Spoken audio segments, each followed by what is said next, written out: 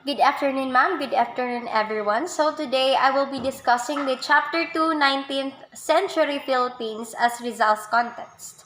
So, this presentation overview, you have certainly heard many changes in the 1990s as compared to your generation at present. So, when we think about changes from 1990s to our generation today, so there are many aspects when we talk about communication.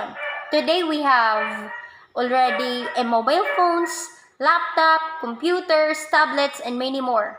Unlike before is nagamit sila atong writing, katong magsuwat-suwat sila nga binayran kada word. So it is very hassle to the society before. So today, mas ni high-tech pa ta, we have entered the modern life. So aside from communication, we have also transportation. Sa una, they use kalesa driven by a horses. But today, we have cars, buses, vans, motorcycles, and more. So, mas dali itang moabot sa atong padungnan. So, throughout the years, the Philippines has transformed in many ways, of course. A lot of changes have taken place brought about by many historical occurrences that have plagued the country. In this lesson, we will discuss the changes in the 19th century, categorizing the social, political, economic, and cultural changes in the Philippines. So, the 19th century, when we say 19th century, there is a birth in modern life. So, it means nga tanang gibuhi, tanang nabuhi sa tuig sugod 1900s, maka-experience na sa birth of modern life or the modernity. So, maka-experience na sa hanggingon ganiha nga makasakay ng sakyanan, makasakay na og mga buses, makasakay na og airplanes, and more. And maka-communicate na po sila on their loved ones by using mobile phones and computer, laptop, through Skype. There are many websites, there are many apps nga use na ron nga mas mapadali pa nato. So more so, the birth of many nation-states all over the world. So it's not just the Philippines who had the modernity. It is also there are also countries nga naapoy modernity today. For example is Japan. Of course, it is very evident in Japan when we see in Facebook, YouTube, in TikTok. The Japan had a very advanced technology, of course. The America, United States, China, and more foreign countries. So for us to understand to what Dr. Jose Rizal have done during the 19th century, let us look the different developments and accomplishments on that period that changed and shaped the landscape of the Philippines economy, society, and politics. So this advancement or these changes brings us the revolutions. So in these revolutions, we have three types. First is the Industrial Revolution. When we say about Industrial Revolution, there is a development in our industry, in the Philippines industry. When we talk about industrial, it involves I have said lately, it involves the communication, the transformation, our economy, of course, and the second revolution is the American Revolution. So, as a recall, American Revolution brings the Philippines a democratic government. Okay? So, sila tong nagbitbit na tog democracy in which kita nga mga tao, kita nga mga Filipinos are free to voice out our opinions and thoughts regarding in political aspects in the Philippines, of course. And also American Revolution or the American also brings us a good system in education. So that's why gipadayon pa na aron sa Philippines, and that's why ang mga student karon is naka-experience of course good education through the teachers and the curriculum that is been given by the DepEd, of course. Now, the third revolution is the French Revolution in France. Now, during this period, the Spaniards have already been in so much power to some parts of the world. So, ang Spaniards in these periods have a vast influence sa tibuok kalibutan. So, since Spaniards has the power before, especially the friars, sa time ni Rizal, the friars has become the ruler and has become the great power. In fact, gidawdaog mga Filipino sa una. That's why through Rizal, through his intelligence and wisdom, is that gibit-bitan niya to this new era in which free na ta, we are free to make our decisions without any gilabag. Of course, pareha sa friar sa una nga, di sila ganahan o malabon sila because they are so greedy. According to the El Fili novel, it is a novel by Rizal which is made made and inspired by the friars, no? Kay friar sa una is very harsh to the Filipinos. So, the next one is, in the Revolution and the years of Revolution, during Governor General Jose de Basco arrived in the Philippines. So, kinsa man ni si General Jose de Basco? So, General Jose de Basco, he is a Spanish general in which is tasked to create a plan for the Philippines economy. So, when we say create a plan, syempre si General Jose de Basco had objectives for the Philippines to have a great economy, of course. So, according to my research, one of the objectives of Jose de Basco is that to promote agricultural aspects to the economy of the Philippines. So, it means nga, when we say about agricultural is that kini nga mga products is from farms. And usually, ning focus sila sa maong tobacco, sugar, and many more products. And the second objectives of Jose de Basco for the Philippines economy is that there is a development of textile manufacturers. So, when we say about textile is that there is the presence of fabric, clothing.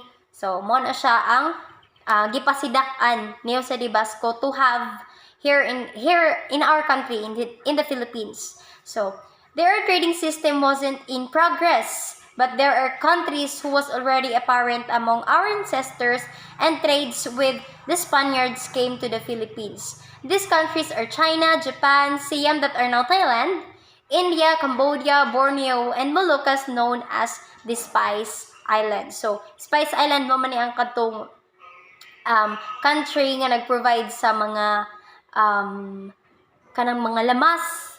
They are abundant sa mga lamasan. Okay. So, Jose de Basco naka-notice siya og trading in the Philippines, which is not progressed in the hands of Spaniards. That's why ning end up siya to have the Manila-Acapulco trade. So, before that, Spanish government continued the trade relations with the said countries. Therefore, Manila became the center of the commerce in the East.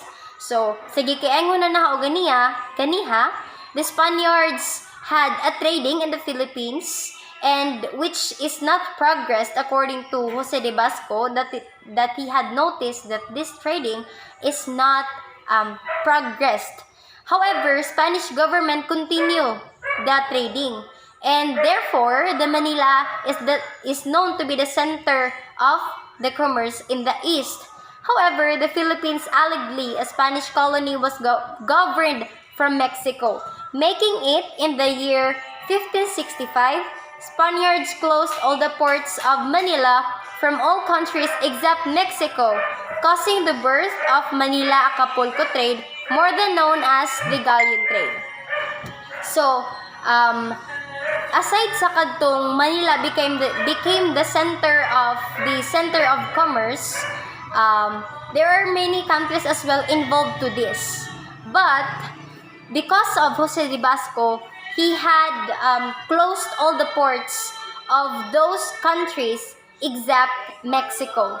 That's why this is the birth now of the Manila-Acapulco trade, more than known as the galleon trade. So the trading is in between only in Mexico or Acapulco of Mexico and Manila. So what is Manila-Acapulco trade or the galleon trade? Now, the galleon trade is the government monopoly, which means when we say government monopoly, it is when the government itself has the only power. It owns and controls which particularly our industry, and there is no competition. So, the galleon, which means ship, so when we say ship, nala sa dagat, of course. So, the galleon trade is a ship trade going back and forth between Manila and Acapulco and Mexico. So, this is a ship. There is a ship nga mag-trade siya, mag-cargo siya o mga products in between Mexico and Manila back and forth. Okay.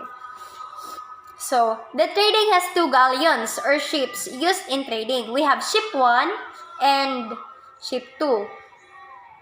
So, on ship 1, it is a ship that sailed from Acapulco to Manila, from Mexico to Manila, and the ship 2 sailed from Manila to Mexico, or vice versa of the ship 1. Now, on ship 1, it carries 500,000 pesos worth of goods, spending 120 days at the sea. And the ship 2 as well brings or carries 250,000 pesos worth of goods, a half to what ship 1 carries, and as well spending 90 days at the sea. So mas gamay siya o gispend nga days sa sea unlike sa ship 1. So what about this trading? So first, the trading started when Andres de Ordaneta in convoy under Miguel Lopez de Legazpi discovered a return route from Cebu, from which the galleon actually landed first to Mexico in 1565. So, kini si galleon trade ay mas napadali ni siya, especially a return route ug pabalik na sila sa Manila, mas mapadali sila because of Andres de Ordaneta with the convoy of Miguel Lopez de Legazpi, mas napadali ang ilahang trading. It's because natuuran aning duha ka persons ang return route from Cebu, ang return route nga naa sa Cebu, of course. So, ang katunga mot ship nga from Manila to Mexico, it is the ship 2, right? So ship 2. So it's the ship 1, of course. So it is the ship 1. So the ship 1 daw mas dali na ni diyang muabot sa iyahang padulngan, which is to Manila, from which the galleon actually landed first to Mexico. Okay, padung sa Manila by the help of the return route from Cebu. So, second is the trading system served as the economic lifeline for the Spaniards in Manila, serving most trades between China and Europe. So, isa gikaingon na the involved countries in trading is ka-mention na ganiha is na-include ang China. So, the question is, what are the goods being traded? So, we say that during heyday, a period once greatest prosperity of the galleon trade, Chinese silk was far the most important cargo. So, whatever happens, whatever products nga gisod ana nga gikarga ana nga galleon trade, during heyday, Chinese silk must be there. The Chinese silk must be included in the galleon trade. So, for instance, other goods including tamarind, rice, carabao, Chinese tea and textiles, fireworks, and tuba. Exotic goods such as perfumes, porcelain, cotton, fabric from India, and precious stones were shipped via galleon. So imagine there are vast or dako kaadyo kinadaghanan nga products nga gibitbit si galleon trade. So maka-imagine ta that this ship is of course dako ni siya nga ship, since maka-carry man si og most with the ship 1 maka-carry si og at least 500,000 worth of goods, and the ship 2 maka-carry si og 250,000 worth of goods. So imagine nimo nga dako ni siya nga ship, and of course in response dako sa dukita ning maong galleon trade. So along the process, what is it gained? Of course, after unloading, when we say after unloading, so pag humana og diskarga sa maong products from the galleon trade. So after unloading, this cargo normally yielded a profit of at least 100 to 300%. So imagine 100 to 300%. So dako sila og madapot nga we say kita sa galleon trade. However, on its return voyage, the vessel brought back huge quantities of Mexican silver and other prized flora and fauna such as guava, avocado, papaya, pineapple, horses, and cattle. So, aside from the 100 to 300% nga makita nila or profit after unloading, so on its return voyage pod, makabitbit pod sila og mga goods and other prized flora and fauna such as guava, avocado, papaya, pineapple, horses, and cattle. So, because of the system's growth, Governor Jose de Bascos, once who behind the birth of galleon trade, he has a thought of making an organization to be called the Royal Philippine Company. So, this organization aims to support financially both agricultural and new trade made between the Philippines and the Spain, the Manila-Acapulco trade. So, Jose Governor de Basco, it has been said lately that one of his objectives is to promote agricultural products. So, in here, Jose de Basco thought of that there is a lack or kulang daw ang maong galleon trade. That's why he ended up a proposal about an organization which is to be called the Royal Philippine Company, which is the organization's this organization's objective is to financially support the galleon trade, especially in the field of agricultural and the new trade made between the Philippines and Spain. Okay, so however, there are people opposed to the proposal of General Basco, especially to the Catholic Church, for they see that this organization planned reforms brought changes. These traders were not accepted. Of course, since naamaning opposed, that's why ang traders sa maong galleon trade were not accepted. So, on the other hand, the new organization has seen issues on mismanagement and corruption. Mas nindako pa ang factor sa Catholic Church to not accept the proposal of General Jose de Basco. Kinakita man nila nga there is a mismanagement and corruption sa mga organization. But what makes General Jose de Bascos great is that iyang he still pursue the organization and continues to develop reforms. And especially when we talk about his reforms, na siya objective to this organization. So one of these is that Chinese merchants are prohibited to trade internally. Okay, so introduce development of cash crops farms, of course, crops cultivated for export, and very strict policies between the continuous opening of Manila to foreign markets. Established monopoly, maximized tobacco production. So, sa reform sa organization ni General de Basco, it has been said that there is a limitation to the freedom of the trading. That's why he proposed a very strict policies reforms, since maybe he believes that with these policies there is a limitation, and in which will lift the trading and objective of this organization efficiently, of course. So under the reform of maximized tobacco production, it has been said in the reform of Jose de Basco that there is a we say the maximized tobacco production. So it's been said in 1871 the first tobacco monopoly was established in Cagayan Valley, Ilocos Region, La Union, Isabela, Abra, Nueva Ecija, and Marinduque. So these provinces of these locations in the Philippines were the only ones who will tanom a tobacco. Okay, so these are, as I repeat, Cagayan Valley, Ilocos Region, La Union, Isabela, Abra, Nueva Ecija, and Marinduque. So these provinces were the only ones. So ang giyon gani ha, they are the only ones allowed to plant the tobacco, and this is the only plant that was allowed to be planted on the farmlands by the reform of the organization. So the government exported tobacco to the other countries, and part of it were given of the cigarette factories in Manila. So, the Industrial Revolution. So, it has been said lately that there is a three revolution in 19th century, or the birth of the modern life. So, first, I will be discussing the Industrial Revolution. So, what is Industrial Revolution?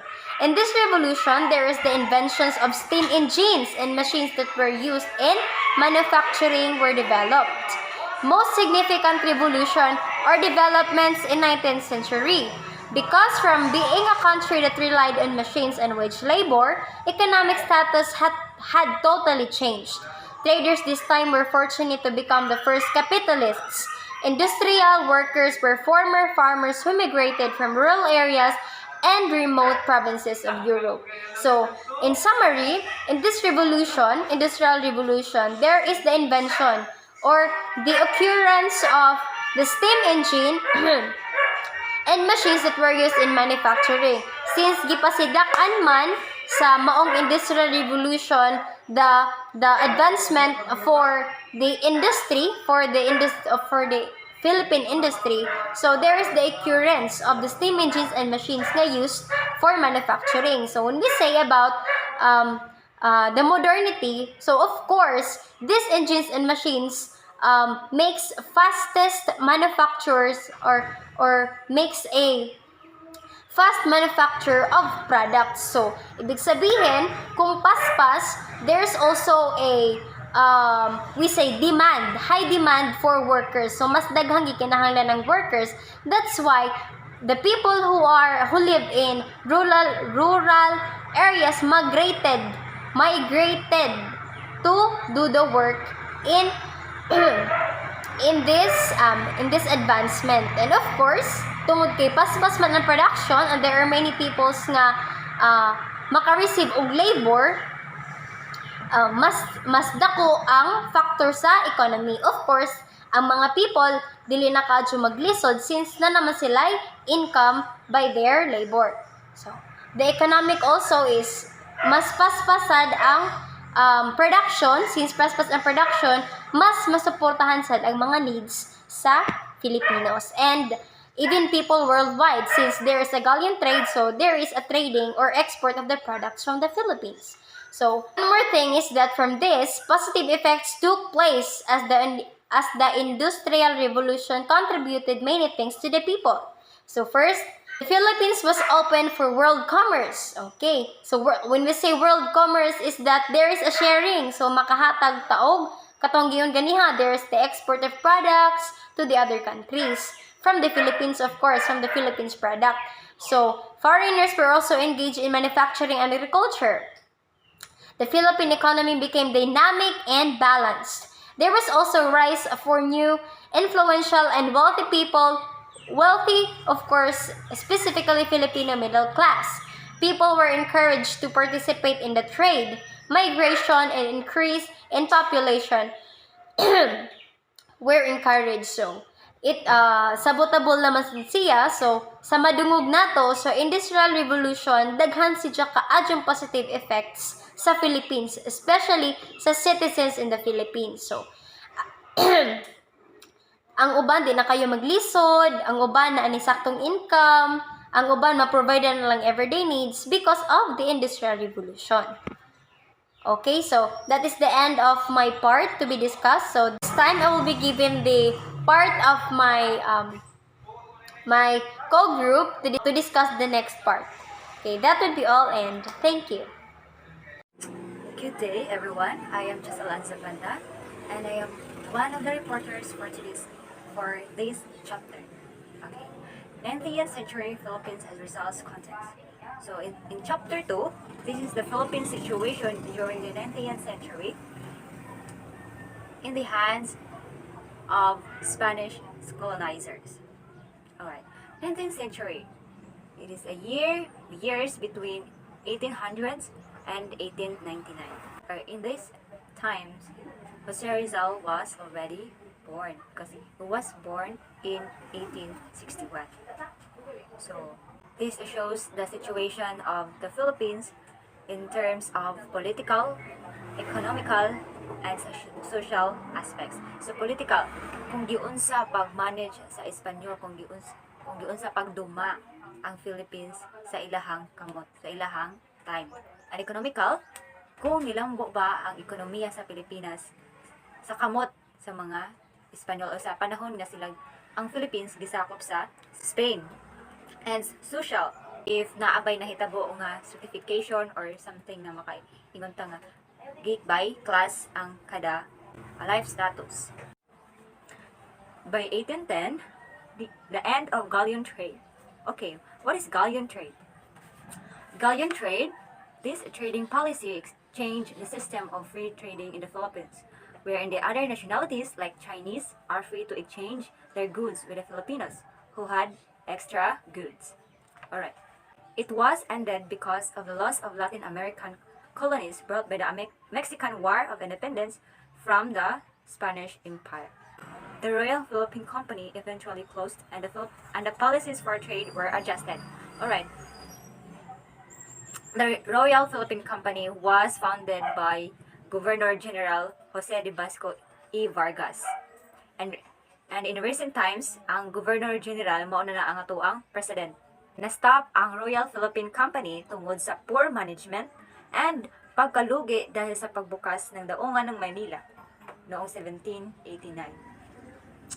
In effect, Manila was open for world trade in 1834.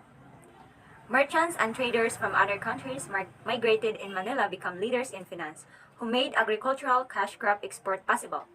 So in these times, free na kaayo ang merchants and traders nga mo anhi sa Philippines. But katong naa pa ang galleon trade, kay dili sila kabasta-basta o participate sa trading because they can only participate in trading if he or she pays for boletas. Okay, boletas, it is the ticket for the galleon trade. These traders were mestizos consisting of Spanish and Chinese families, and decided to put up merchant houses establishments in Manila. There were ilustrados who belonged to the landed upper class, were much respected in their own towns or pueblos, but were regarded as filibusteros or rebels with the friars. So, kaning ilustrados din na nabilong si Dr. Jose Rizal o iyang family. There, they gained higher education degrees that made them equal with the Spaniards. So, kaning time so ato yung example si Dr. Jose Rizal. So, kasi we all know nga si Dr. Jose Rizal kay naka-eskwela sa laing nasod. So, in this time, tungod ana, na-realize or nahibaw-an ni Rizal nga, or sa, dili ra kay si Rizal, napaydaghang mga ilustrado atong time nga ang kuan di ay ang pamaagi sa Spanish kay dili maayo, means mas puno og abuses ang na-experience sa mga Pinoy atong time. So mao na equality and even secularization were major issues during this time. Hence, quest for equality became Rizal's lifelong search. It's because nahibaw-an lagi niya nga dili to maayo ang gipangbuhat sa Espanyol sa ato ang ancestor. In this period, railways and steamships were constructed for safer, faster, and comfortable means of transportation and communication. So, unlike sa katong niagi pa ani nga hinay kaayo, kay ilabi na sa pagpadala og suwat nga kailangan pa ibiyahe og pila ka buwad o sa pamahaton. And this time kinana may mga bridges aning tayma mas dali ang pag-travel or ang pag-transport sa products, sa cash crops o unsa pa to nga activities sa anang panahona. The construction of bridges, most especially the Suez Canal, provided a shorter route for trades.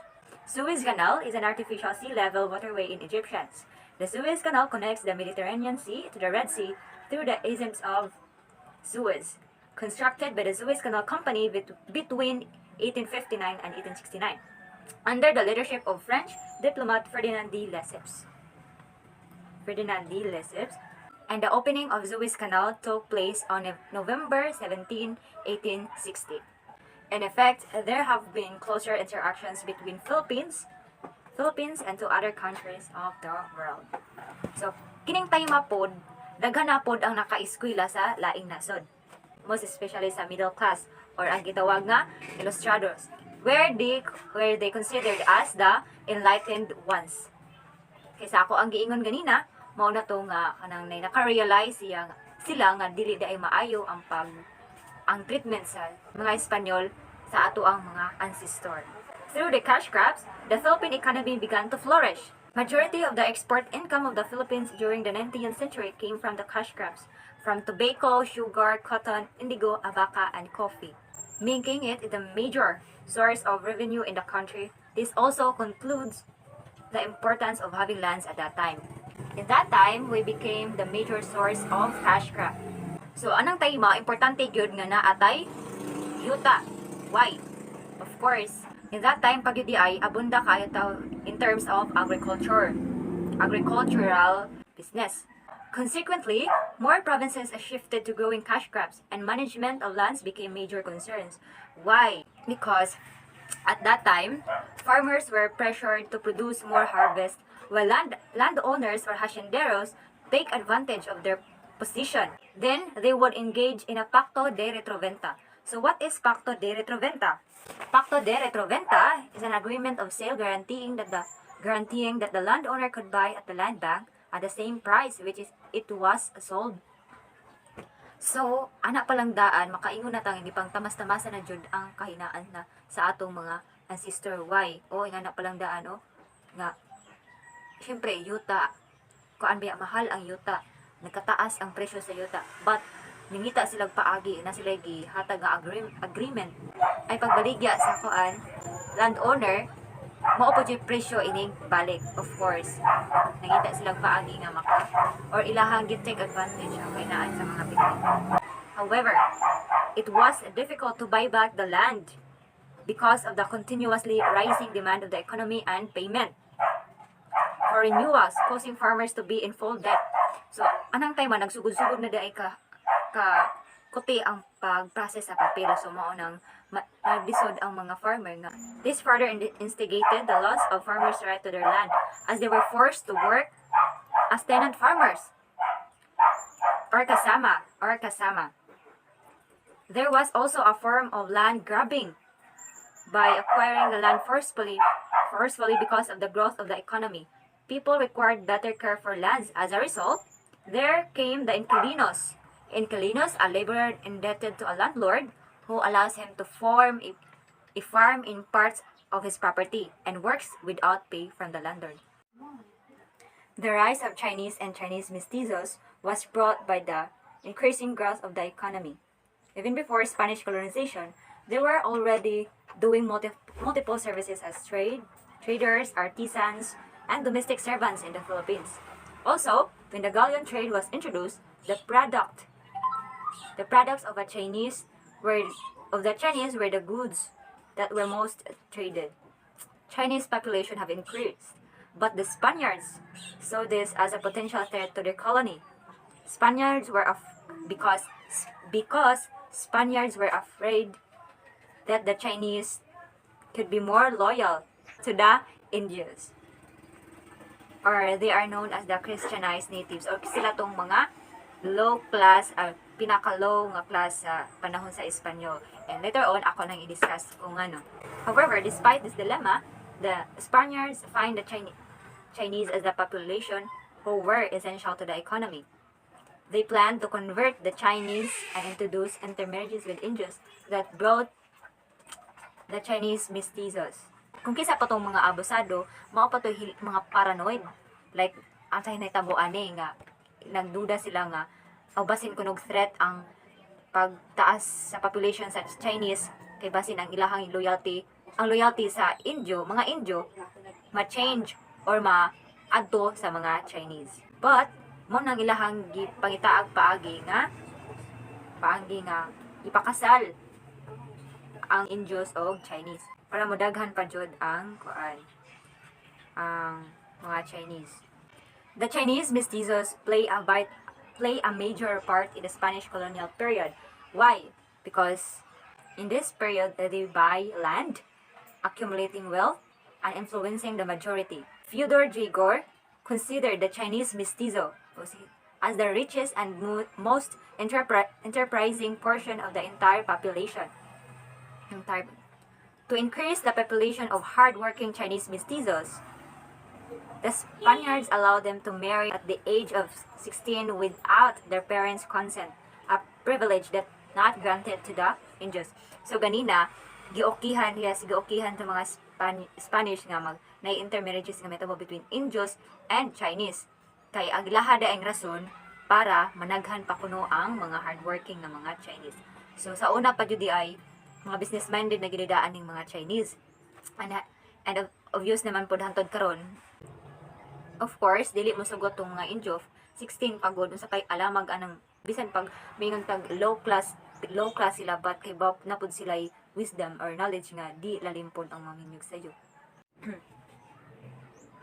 Furthermore, the treatment of the Spanish conqueror to the Filipinos were likened to slavery. They collected and urged Filipinos to pay all forms of taxes. So what are these taxes? First, we have sidula. Sidula, male and female 18 years old and above will pay every year for the sidula. Sanctorum, tax for the church.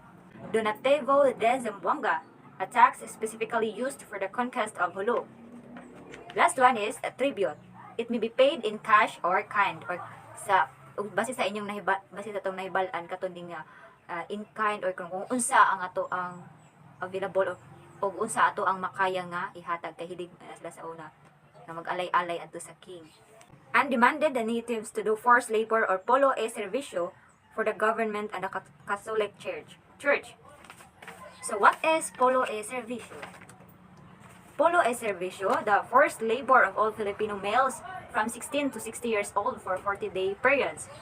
The word polo refers to community work, and the laborer was called polista. Unsay mga trabaho ani nila? Usually community projects like cutting logs, church construction, or unsa pa nga ipabuhat nila. The only way to avoid being forced to do polo e servicio was to pay the fala. So kaning fala mo ni ilahang bayaran nga ma-exclude sila sa polo e servicio. But lagi, they don't have enough money to pay for it. So mo nang mas pilion nila nga magtrabaho. Okay. In 1884, the 40 days of forced labor was reduced to 15 days.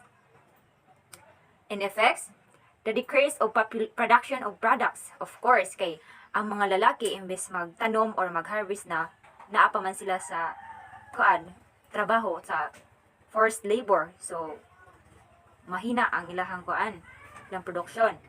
And then the decreased number of population. Of course, kay katong mga panahon na samtang katrabaho pa sila na imahitabong disgrasya, like mamatay sila, magkasakit walay tarong hospital anang tayma, so mo nang it will lead to death rapod gihapon.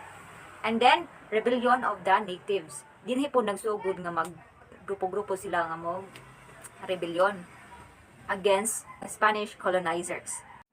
Accordingly, the increasing population of the mestizos prompted the emergence of the following social status in the society.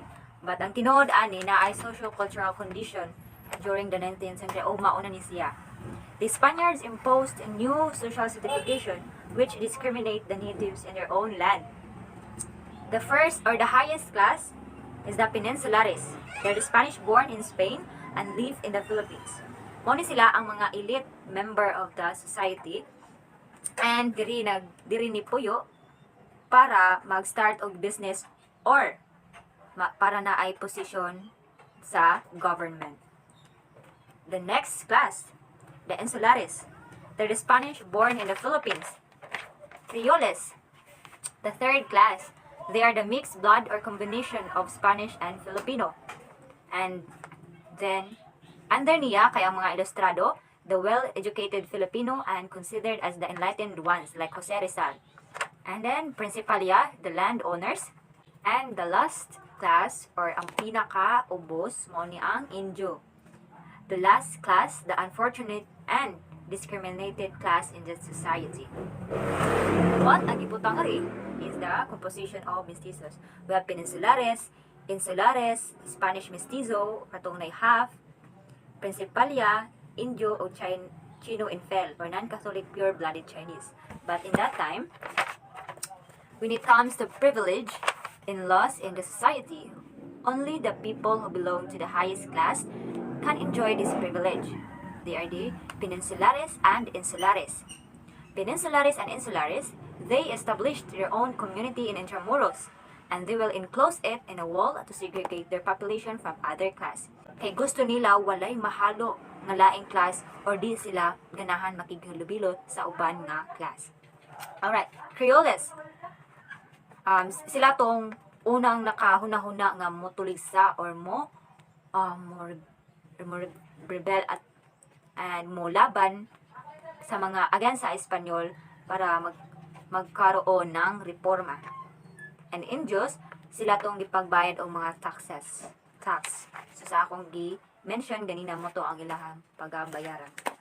Were likened to slavery.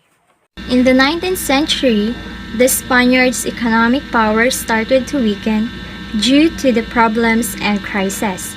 So in the 19th century, Spaniards' economic power experienced a lot of difficulties. However, the Spaniards have maintained their superiority due to their status, yet it brought complications and arguments with the growing principalias. Those simple arguments continued for the whole duration, but pure-blooded Spaniards denied the request. Through mestizos and principalias' effort and hard work, they get what they want, resulting that their importance made them known in the society. So in that 19th century, the Spaniards' economic status experienced a lot of difficulties and problems. Through that difficulties and problems, it results to complications and arguments. But through the mestizos and principalias' presence and their effort and hard work, they get what they want, which result to their importance made them known in the society that time. After that crisis, the Enquilanto system was introduced during the mid-18th century because of the increasing economy through the export of agricultural crops for trade. So this is the Enquilanto system process. This system was a three-tiered, began where the landlords or landowners stays at the top, the inquilinos in the middle, and the kasama or the sharecroppers at the bottom. There's somebody or someone will be renting piece of land for a fixed amount for the year, known as canon. The inquilino or lease should be working hard for the landlords. If they will not meet the requirements, they will be evicted from the land. So, the inquilinos must work hard in order to achieve the standard of the landlords. Because if they will not be able to meet the requirements, they will be evicted from the land, and the landlords would find another inquilinos to serve him or her in that particular work. However, inquilinos would rent a land to a kasama or a sharecropper who would do cultivating the land. These are the advantages and the disadvantages of having an inquilanto system. The advantages. First, the hacienderos will be free from the responsibility to do all the crops. since there are inquilinos and the kasama who will also do their part. Next, sharecroppers or the kasama were also happy with this arrangement, since they will be exempted from their responsibility to serve the forced labor demanded by the Spanish government. The disadvantages of having inquilanto system are the following. There was a change of social structures and services. Next, the existence of the arguments between the Spanish religious hacienderos, the inquilinos, and the sharecroppers. Third, the abuses of the friar states started when the Philippine Revolution broke out, which became the main cause of that urged rebellion. Education in the 19th and mid-19th century was controlled by the friars, which the fear of God and obedience were the main lessons taught to the students.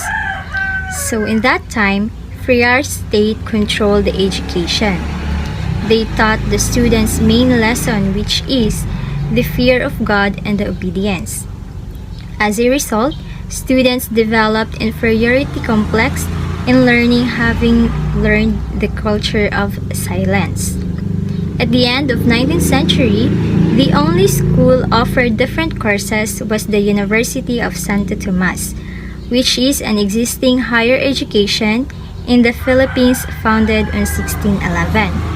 So UST offered courses such as medicine, pharmacy, theology, philosophy, canon, and civil law. During this time, only Spaniards and mestizos enrolled this institution, but at the end of the 19th century, it was being offered to the Filipinos. So, that time only mestizos and Spaniards enrolled to Santo Tomas, since education for the Filipinos that time is very strict and difficult to achieve.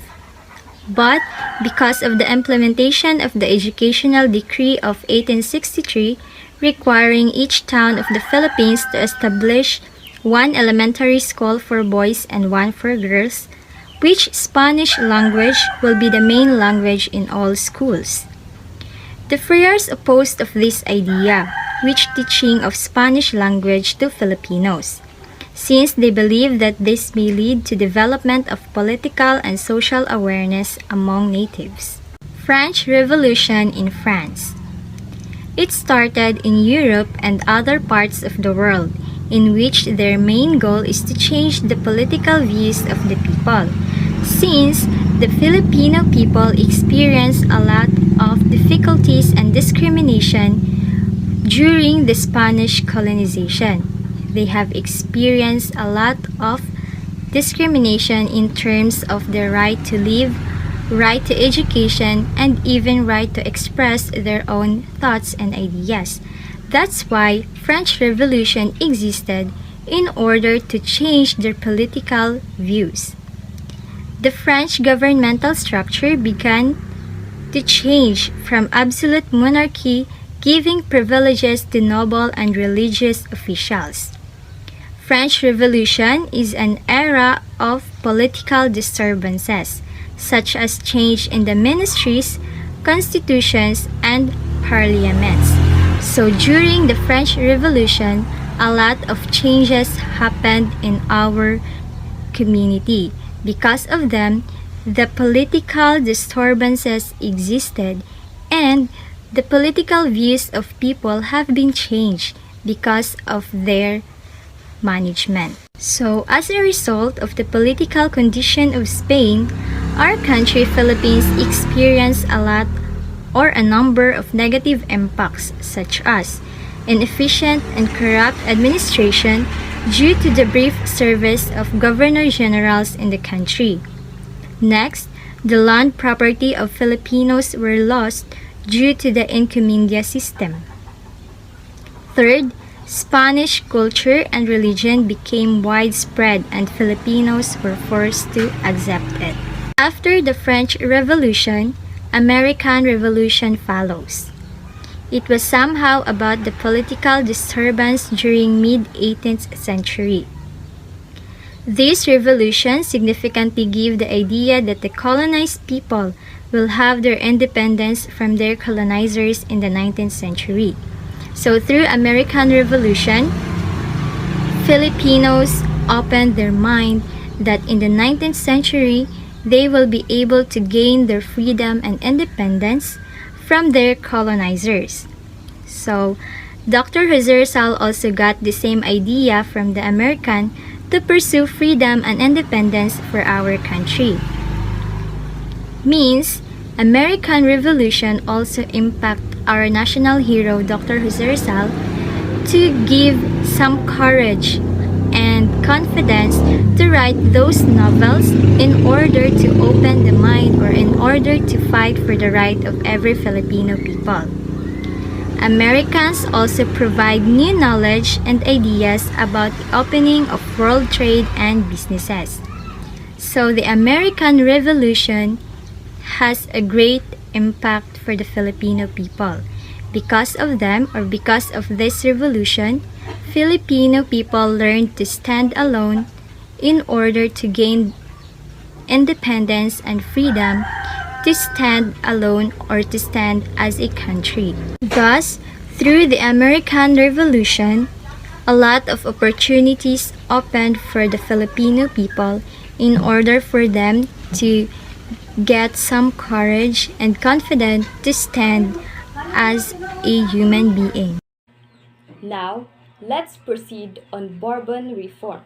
Spanish Bourbon King Philip V advocated a century-long effort to reform and modify the Spanish Empire. So the reason why it is called Bourbon reform is because the one who advocated it is a Bourbon, which is King Philip V. Bourbon is an ethnicity in Europe. So King Philip, the one who advocated Bourbon reform, is a Bourbon king.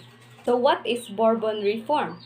Bourbon reform are the policy changes endeavored to curtail contraband commerce, reclaim control over transatlantic trade. So transatlantic trade refers to the galleon trade, which was discussed by the previous reporter.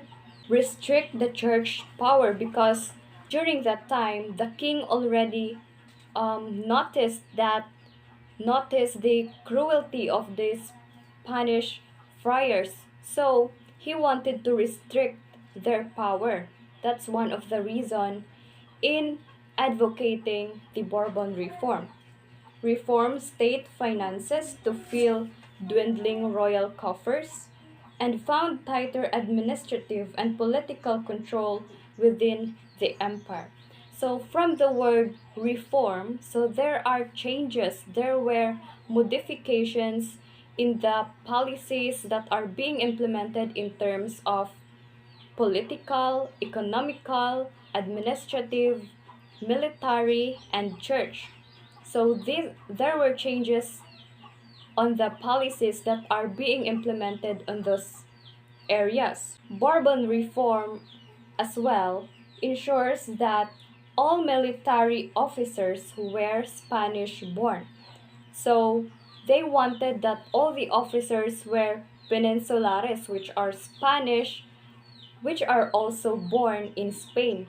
But then they have a hard time in implementing that policy because most of the officers were native, though the highest ranking officials were Spanish born. So the following are the aims of Bourbon reform. First, to control over the American colonies. So though right now America is one of the most powerful country in terms of economy and defense, but back then the Spanish were able to colonize them. So why, one of the aims of Bourbon reform is they wanted to control over the American colonies. Second, for the crown to obtain resources through exploitation. So they wanted to gain more resources, they wanted to become more rich, but then their way of acquiring those resources is not good since it's through exploitation. Third, to professionalize the army. So just like what I said earlier, there were changes in the military policies. So they wanted to professionalize the army through ensuring that all of the military officers were Spanish born. Fourth, to subdivide New Spain into mayors. Fifth, to diminish the viceroy's political power. So, viceroys, these are the representatives sent by the king to the Spanish colonies. So, for example, in Philippines, the king will send someone as his representative since the king is only in Spain, so he cannot control over the colonies. Sixth, to prohibit the natives from participating in political or ecclesiastical commands. So, Bourbon reform aims to prohibit the natives or the Filipinos from participating in any political or church activities. So, problem faced by the said reform. The policies lacked some ideological coherence, balanced the crown's several commercial, administrative, fiscal, and military aims. So, there is an imbalance in implementing the policies. There's an instance that the policy being implemented in economical doesn't balance with the policies being implemented in military. So somewhat like the policies being implemented or being changed contradict each other. So there is an imbalance. That is one of the problem faced by the said reform. Second, it was so complex, much so that Spanish reformers sometimes promoted distinctly different kinds of policies to provinces in its diverse empire. So it was so complex that the Spanish representatives have different interpretation of the reform. So because of that, there were different kinds of policies being implemented since they have different interpretation of it. That is one of the disadvantages faced by the Bourbon reform. Now, let's proceed on Cadiz Constitution. So Cadiz Constitution is a liberal constitution which was promulgated in Cadiz in March 1812. So Cadiz Constitution supported liberal ideas which includes national sovereignty and suffrage. It was drafted by elected representatives and was put in practice in almost all the areas of the Hispanic monarchy still under the control of the Spanish crown. It was the first constitution in Europe to deal with national sovereignty as coming from the people and not from the king. It was the very first constitution that was being implemented in Europe that deals with national sovereignty. Though it is still a monarchy, but the power of the king was being diminished, and instead that the king or the queen have the full power, in Cadiz Constitution, the people have the power as well. Next, Cadiz Constitution in the Philippine context. The first delegates from the Philippines were Pedro Perez de Tagle and Jose Manuel Correto, who took their office in Madrid. So these two Filipinos, they were the first delegates, or they serve as the representatives of the Filipinos in Cadiz. The Cadiz Constitution, which was formally implemented in Manila soon after, established the principles of universal male suffrage. So during this time, During the time that this constitution was implemented, Filipino males already have the right to vote, so they can participate during elections. They were already practicing the rights of a citizen. Second, national sovereignty. So just like what I said earlier, the people have the power already, and not all the power belongs to the king. Third, constitutional monarchy. So just like what I said, the power of the king was being diminished. Instead, some are given to the people, since this constitution supported national sovereignty. Fourth, freedom of the press, which is very important. People this time can already know what are the movements that are happening or what are the actions of the government during this time, since there is already freedom of the press.